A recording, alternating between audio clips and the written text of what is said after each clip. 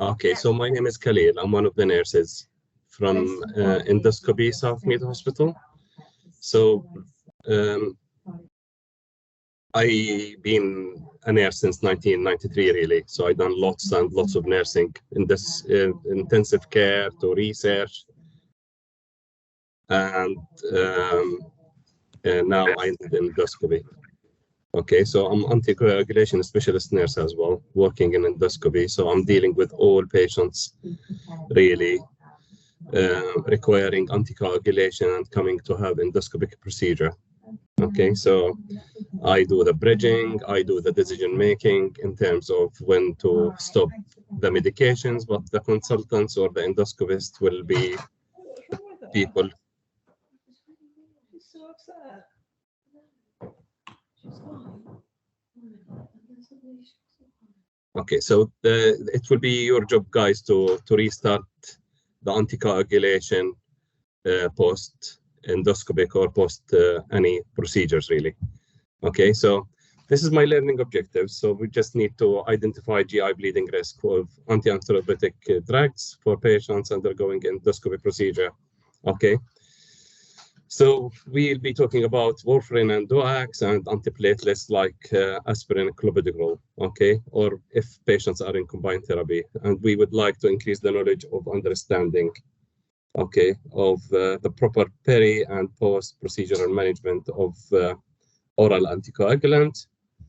Of course, we need to improve the skills and abilities to successfully make decision on the timing of those specifically for direct, for the novel, and especially the DOACs, because they are, as you know, new in the market. So if anybody want to ask me a question, please, you could unmute and ask me. Okay, so that's, yeah. So the topic is important, not only for endoscopy, to be fair. It's very important for all type of surgeries, really. So we have growing, really increasing number of patients now taking anticoagulation. Okay, and this is due to simply we are living longer, so it's an aging population. And cardiovascular disease, it doesn't kill us like it used to do before. So it's, everything improved. So we live longer even with heart disease, and this requires us to have antiplatelets mainly. And yeah, so the improved survival. And it's the new drugs as well, the DOACs, the novel anticoagulant drugs with a greater efficacy prescribed now. So you will see in a little bit that how those are taking over the warfarin. Okay, and this is the projection for the next maybe 20 years. And, so many of us will be, almost half of the population will be over 65 on 2035 to 2040. So, and this is just a slide to tell you that, the stents are growing for patients with acute coronary syndrome and requiring intervention. And the cabbages are slowing down. Okay, and this would mean that more and more patients will be in clopidogrel. Okay, so as you know, aspirin, we could perform procedures whilst patient in aspirin 75, but when they are in clopidogrel and we need to do any intervention, we need to stop this for 7 days. So this is the heart disease death rate. And as you see, it's falling. So just looking at the 60s, 70s, how things are improving. And this would mean more and more patients taking antiplatelets. Okay.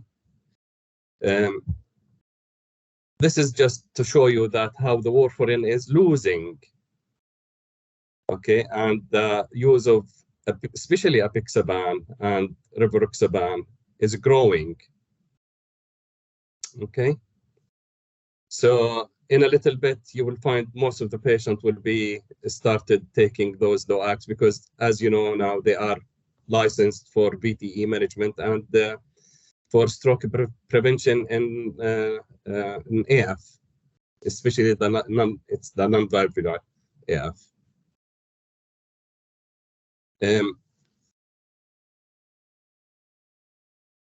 Now, this is the factors influencing my decision really. This is, as I'm a pre-assessment nurse, okay, I deal with this almost every day. So I need to make sure that I'm giving the right advice for patients really, okay? So we need to understand if they are in anticoagulants, in warfarin or DOACs or antiplatelets, clopidogrel. And if the patient has had comorbidity, I'm very interested in within the last 3 months really, if patient has had a VTE or a stroke, or if they had coronary stent within the last 12 months. The indication of the procedure, elective, urgent, emergency, type of the procedure, low risk, high risk. And we need to include the patient wishes really. And so, because I always, when I pre-assess somebody, say when I stop their antiplatelets or anticoagulants, I always have the statement to say that we are putting your life at risk, you know, especially if they have the warfarin for mechanical heart valve. So they need to understand that this procedure, when we do something, when we stop medications, they have, you know, they are at risk of developing, you know, some sort of thrombolism event.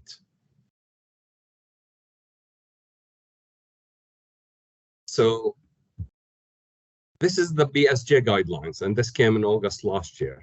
And this is to really manage patient coming for endoscopy, taking antiplatelets. And as you see, it's the classic classification for high-risk procedure, low-risk procedure. So anybody coming for low-risk procedure, okay, so we just continue the therapy as normal. While if they're coming for high-risk procedure, polyp to be removed, dilatation, EMR, ASD. Yeah, so this is when we need to stop the clopidogrel, but we just need to see that there is a high-risk condition and low-risk condition. So the coronary stent, if they have had coronary stent within the last 12 months, we really need to consider consulting a cardiologist about this, or we might need to delay the procedure beyond the 12 months when it's safe for us to stop the clopidogrel.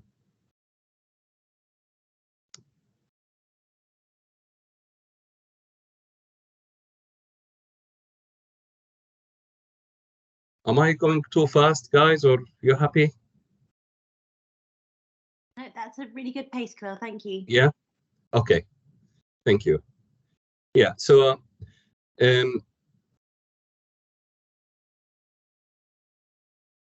right. So the next slide. This is again from the BSG guidelines. Okay, and this is what it came in last August. It's the same document with the antiplatelets. And this is for the anticoagulant. And as you see, there is a warfarin there and DOACs there. I put a red color there, red. I marked it in red because I need to talk about it with the next slides. Okay, so in here again, the classification of high-risk condition, low-risk condition, and what we need to do with the warfarin. So warfarin, it's been long, you know, medication and lots of research, and we have lots evidence about it. So if the patient, if they have high-risk condition and they're coming for high-risk procedure, we need to stop their warfarin, and we might need to bridge. As you see that, you know, if they have a heart valve, mitral or aortic, in the past, we used to not to bridge for patient with aortic valve with no other comorbidities. But now the guidelines, the new guidelines for the BSG guidelines, they would recommend that we bridge them with Clexane. Now, this is different in the American, I think, and the Japanese. But in Europe and in England, in UK in general, we do a bridge for aortic valve, the metallic aortic valve. Okay, and so we for the low risk conditions, we just continue and we do INR 7 days before the procedure, and we just need to make sure that their INR within range. Now, the DOACs, it doesn't really tell us a lot in here. All it says that DOACs is for the high-risk procedure to take the last dose of a drug 3 days before the endoscopy. Okay, except the dabigatran. As you know, dabigatran is secreted in the kidneys, and it's really sensitive to creatinine clearance. So if the creatinine clearance is below 50 and above 30, this would mean that we need to stop the dabigatran for 4 days before the procedure. Okay, if it's above 50, it will be dealt with like rivaroxaban, apixaban, aduxaban. But in here, it doesn't mention that if the patient it doesn't mention like the warfarin with high risk or low risk. DOACs, it's just, so suppose patient has had a VTE event within the last 3 months. Is it really safe for us to stop the DOACs? And this is the question, and this is when we start thinking about, we might need to elaborate and to create something for North Bristol here to make sure that the patients are safe. They shouldn't really stop their anticoagulation within the last 3 months if it's unnecessary. So this would lead us to the next slide. And this is why. So Bill, may I just mention something? We've got a question on the chat from sorry. saying, would you bridge with treatment dose low molecular weight heparin in this case? Sorry, for which one? For warfarin or for DOACs? For a DOAC. DOACs bridging is not really recommended pre-procedure. Okay, and what about for warfarin? Warfarin, it depends on the condition. If it's a high-risk condition or low-risk conditions. Okay, so warfarin, if we go back to the slides of the warfarin, so warfarin, if they are coming for a high-risk procedure, we need to remove a polyp, okay, or dilatation, and they have got high-risk condition with a metal heart valve, or, CHA2DS2-VAS score more than 3, okay, or if they have had a TIA, then bridging is required. Okay. Okay, but for DOACs, bridging pre-procedure is not required because of the onset. It's fast to work, it's fast to be taken out of the body, so it's just fast efficacy. And yeah. When would they have their last dose of treatment dose dalteparin? So enoxaparin for bridging with warfarin, it depends really on the trust guidelines. So our guidelines, it says to give a therapeutic dose of 1.5 milligrams per kg. Yeah. Okay. So this is, while it's the BRI down the road, I think they advocate the 1 milligram per kg. So if we need to bridge, we need to look at the trust guidelines, what they advocate really. Is it 1.5 milligrams per kg? And this is the therapeutic dose. Okay. Yeah, that's helpful. Thank you. Does that clear the? Yeah. Yeah. Okay. So Rosie, if you, Rosie, yeah. Yeah.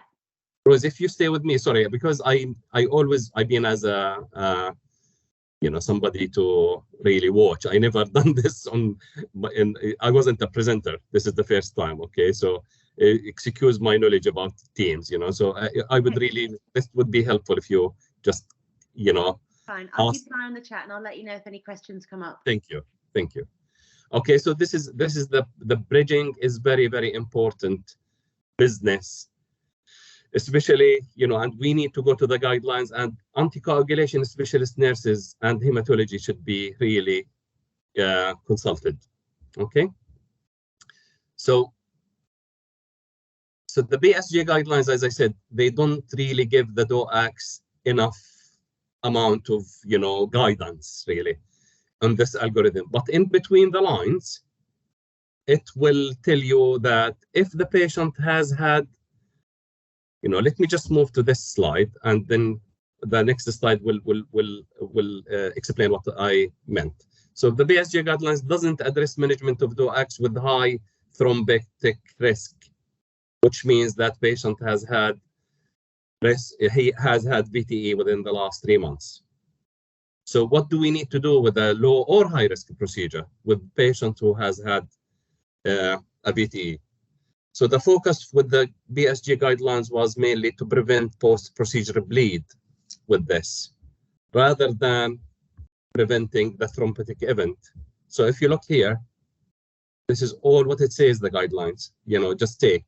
We don't know if the patient has had a VTE or not. Okay, now I created this for North Bristol. So this is DOACs, and we have high risk procedure, bleeding procedure with the low risk bleeding procedure. Okay, so the high risk bleeding procedure, we have high risk condition, which means patient has had TIA, stroke, or VTE within the last 3 months. So if this is the case, and if we can delay the procedure beyond the 3 months, that would be beneficial. Okay, because we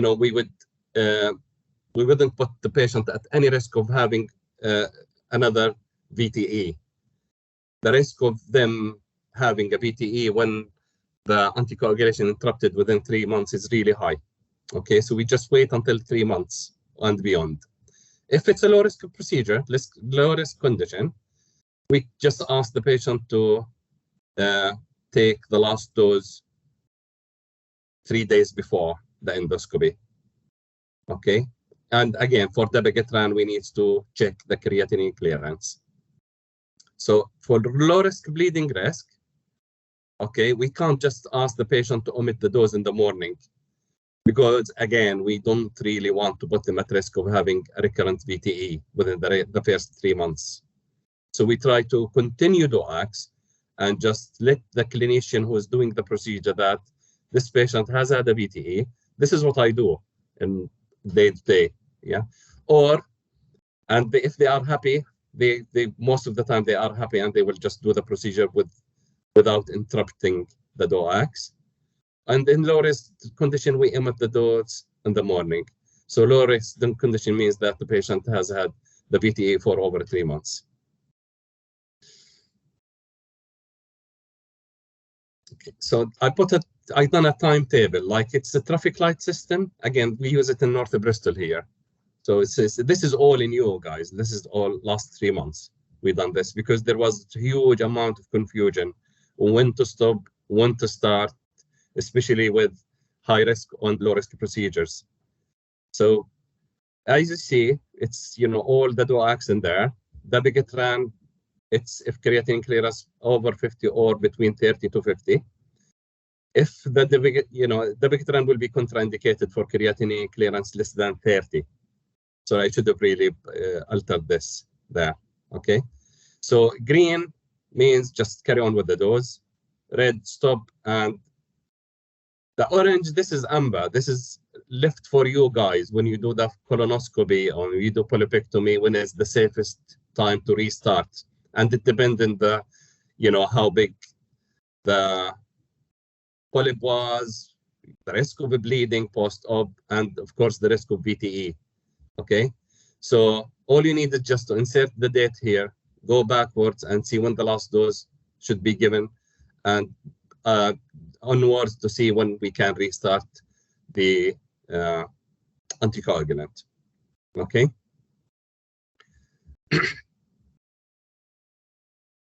So the ultimate risk is to really balance. We don't want patient to clot.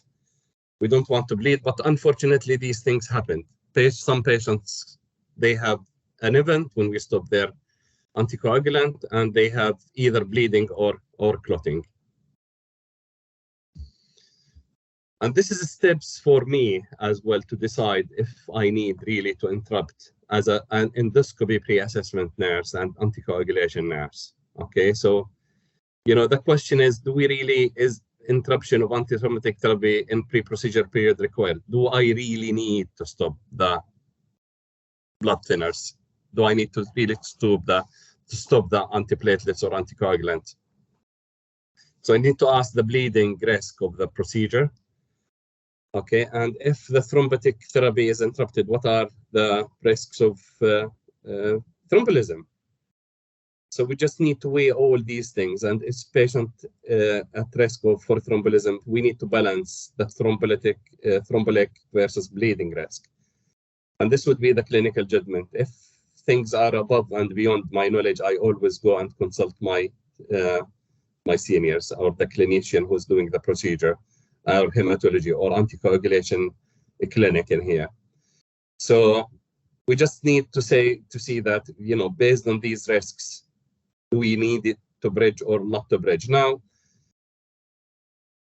warfarin bridging with the high-risk patients is definite and required. But with the DOACs, there are no benefits of bridging pre-procedure. So we don't really bridge pre-procedure. Okay, so, but if you are worried, let us go back to this slide.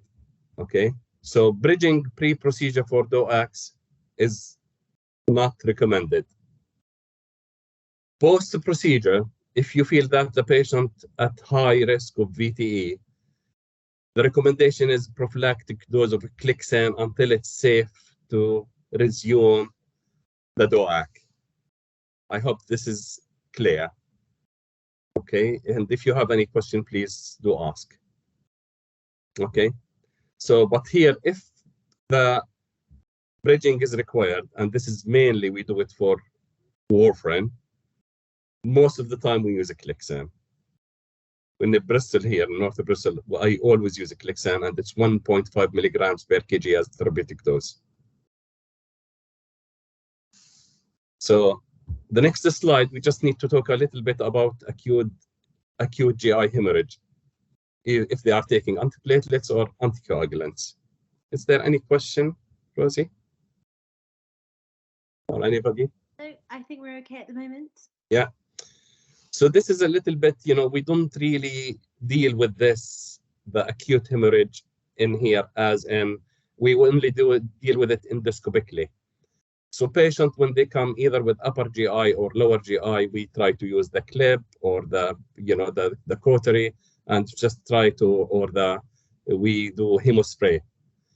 But for patient on anti-thrombotic agents, anticoagulants, so if they are on antiplatelets, and if they are taking the antiplatelets for coronary stent, ideally we shouldn't really stop this without consulting the cardiologist unless it's really life-threatening bleed.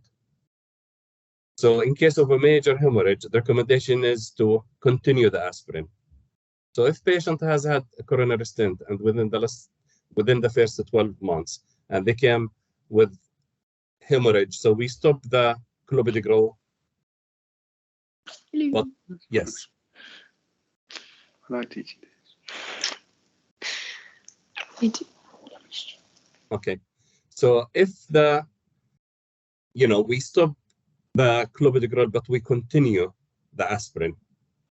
Okay. So the timing to restart the antithrombotic therapy really after acute hemorrhage will be determined by the risk of rebleeding and the risk of acute thrombosis. Okay, so it's really difficult to rejudge. So the thing is, with the antiplatelet, we stop the clopidogrel until we maintain the homeostasis, then we reintroduce it when it's safe to do so. Now, for the anticoagulants, and especially in patients hemodynamic unstable, and who takes vitamin K antagonist, mainly the warfarin, so we always, we don't do it in here, in endoscopy, but this is because of my previous experience in intensive care, and this is what now the evidence says, that to give vitamin K and 4-factor PCC. Okay. If the PCC is not available, but this is a very weak recommendation, we could use fresh frozen plasma. So, and we need to continue vitamin K. As you know, vitamin K takes several hours to correct anticoagulation. So the PCC is recommended because it would rapidly reverse the anticoagulation. Okay.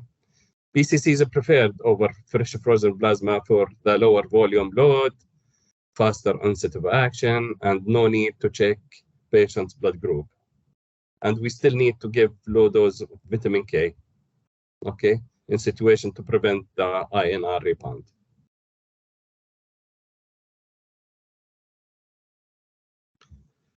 While it's in patient who's taking DOACs, this is a bit still, we lack lots and lots of evidence.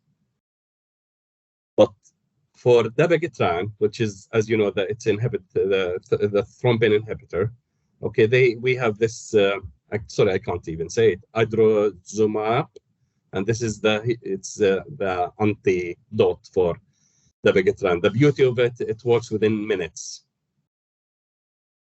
Okay, and this is the first line of reversal, of course, if it's available in the hospital. And this is mainly would be maybe in theaters and A&D, maybe intensive care. Okay, and andexanet, it's anti-FXA. This is mainly rivaroxaban and apixaban. But the problem with this, although it's been licensed, but I don't think it's available. I don't know if it's available in Northwest.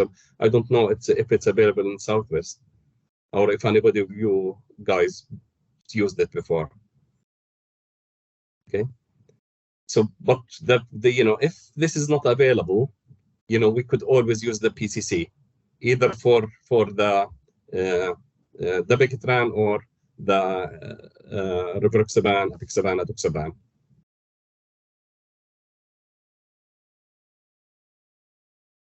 So, as you know, unlike the vitamin K antagonist, the DOACs are characterized by relatively short half-lives. So, the anticoagulation, mainly, it's very, very rapid, and they will warn off within 24 hours. So, most of the major bleed, just stopping it and withholding it, okay, so it will just resolve the effect of the anticoagulation, might resolve the problem. So, sorry. So when required, the correction of coagulation, when required, this should not delay any endoscopic or interventional procedure. So if they come with upper GI or even lower GI problems, we still be able to do the endoscopic procedure, because this might solve their problem if they have big ulcer in their stomach, or or down below if they are bleeding from a polyps being removed last maybe week. Okay, so that so we need to carry on with the interventional, which is endoscopic or radiologist or radiology. Now, restarting anticoagulation, it's most of the time clinical judgment. We are lacking lots and lots of knowledge, especially about the DOACs. So when to restart is very important. We need to weigh the risk of bleeding and the risk of patient having a VTE or thrombosis. So the benefit of restarting, it will reduce the risk of thrombolism and death, despite increase the risk of bleeding. So they would want to restart as soon as possible. This is what most of the evidence says: restart anticoagulation to reduce the risk of any fresh VTE. But the evidence when to restart it, it's absolutely limited, especially for DOACs. There any questions?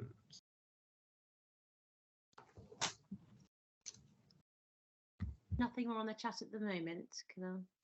Okay.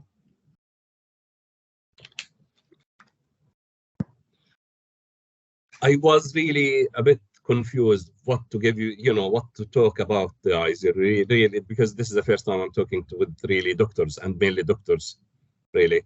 So I don't know if this was helpful, or not. I honestly, just sort of feedback would be very, very beneficial, please. So I got a few scenarios, really. So, and I gave this for my colleagues for the pre-assess and what to do. So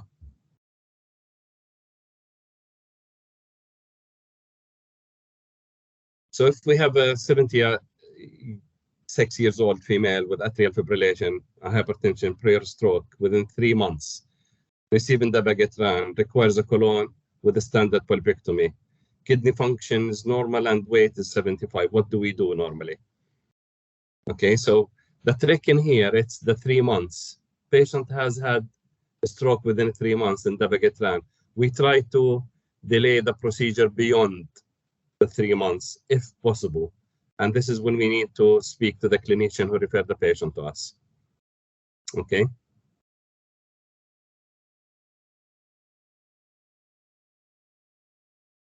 So we have a 55 years old with unprovoked DVT, 4 months ago, receiving apixaban, requires a colonoscopy. Okay, so this is just, we withheld the morning dose of the procedure. This is what we do as per guidelines.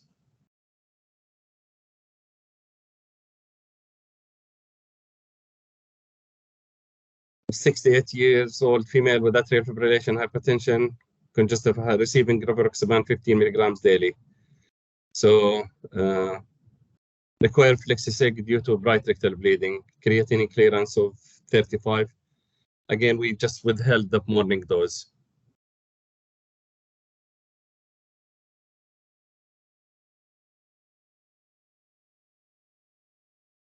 And we have a patient with 71 atrial fibrillation, adoxaban, need colonoscopy, change in bowel habit. GB demands that patient to be bridged with enoxaparin. Okay, pre-procedure. And this is not recommended at all.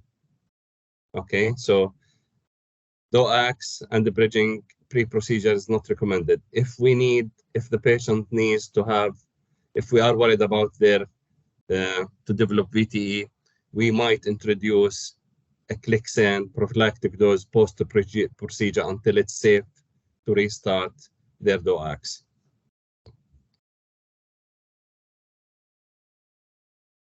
We have 79 years old patient with acute coronary syndrome and coronary stent within 12 months. So receiving clopidogrel and aspirin, require colon with a standard pulpectomy. We try to go beyond the 12 months of the patient having stent. And this is just for the safety. So it will be safe for us to do the standard pulpectomy if it's possible. And we have a 70 years old patient with peripheral vascular disease, have clopidogrel requiring colon with complex polypectomy and EMR. So we stopped 7 days before the procedure. 62 years old, biological AVR, aortic valve, hypertension, AF, receiving dabigatran and clopidogrel for peripheral vascular disease, require flexi and ESD. Against biological AVR, no warfarin. We stopped the dabigatran for 2 days and we stopped the clopidogrel for 7.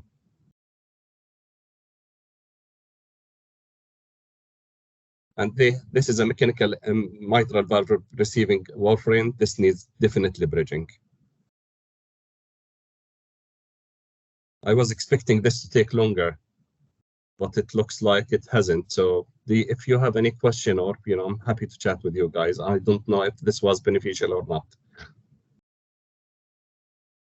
So Khalil, we've got another question on the chat. Is that all right if I read it out to you? Yes, please.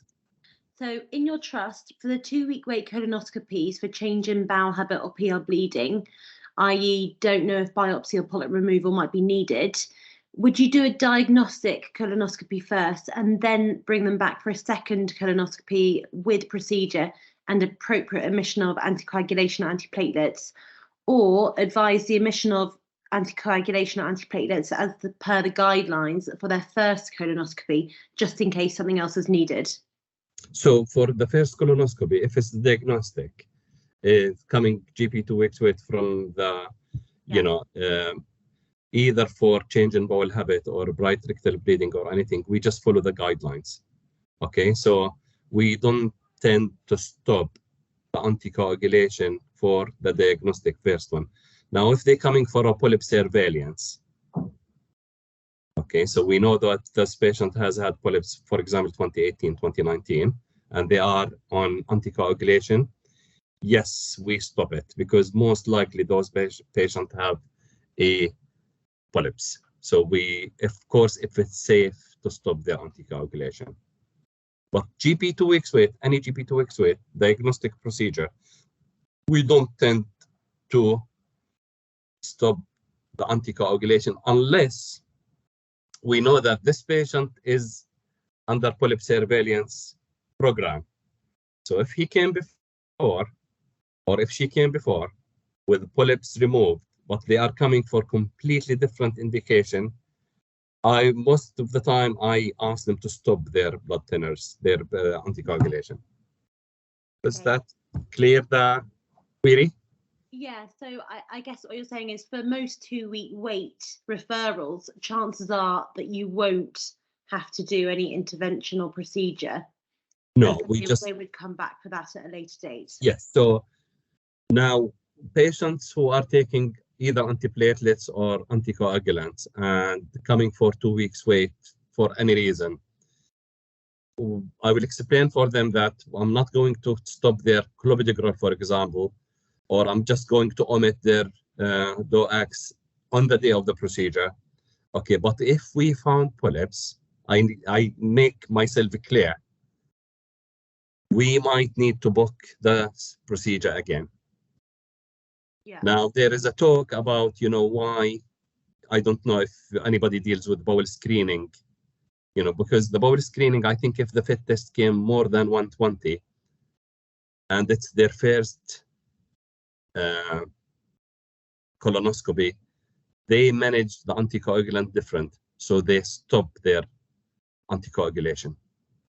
And this is what I'm trying to maybe change in here, if we can, because of the huge demand on these procedures now. Instead of the patient coming for it twice, if we can, and if it's safe, if they have low risk of thrombolism, we can stop. But we need to have criteria, and we need to have a meeting. We've been talking about this, just because how can we minimize the rebooking patients? Yeah. Brilliant. Thank you very much. That made it very clear. Wonderful.